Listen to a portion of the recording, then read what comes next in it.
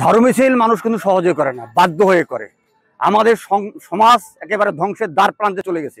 এই মাদক সম্রাজ্ঞী রূপা আমাদের সমাজকে একেবারে ধ্বংসের দ্বার প্রান্তে নিয়ে গেছে।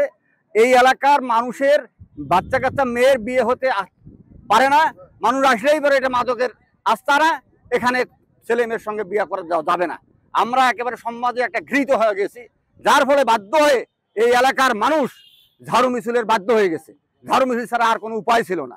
এবং এইগুলো দেখার জন্য তার দায়িত্ব ওসি প্রশাসন, তারা একেবারে নিশ্চুপ। তারা আপনারা নিশ্চয়ই শুনলেন, তারা একটা মাসোয়ারার বিনিময়ে এখান থেকে তারা একটা মাসোয়ারা পায়, বিধায় তারা একে সহযোগিতা করতেছে। আমরা তীব্র নিন্দা এবং জোর প্রতিবাদ জানাচ্ছি।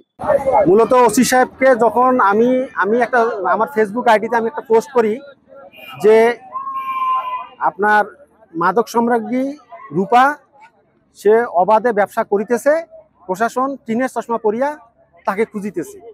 এই পোস্টটা দেওয়ার পরে মানে ঘন্টাখানেক পরে উনি আমাকে ফোন দিয়ে বলে যে আপনি কি পুলিশের বিরুদ্ধে লাগতে আসছেন? যে পোস্ট দিয়েছেন এই পোস্টে সবাই পুলিশকে গালাগালি করতেছে। আমি বললাম না, আমি পুলিশের বিরুদ্ধে পোস্ট দেই নাই।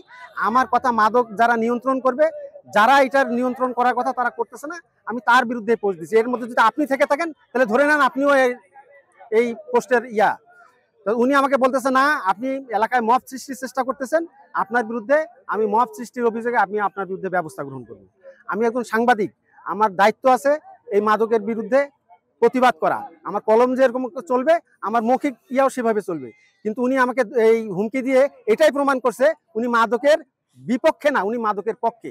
এবং আমাদের কাছে এই ইনফরমেশন আছে, প্রতি মাসে প্রায় 25 থেকে 30 হাজার টাকা সে এই রূপার কাছ থেকে মাসোয়ারা গ্রহণ করে।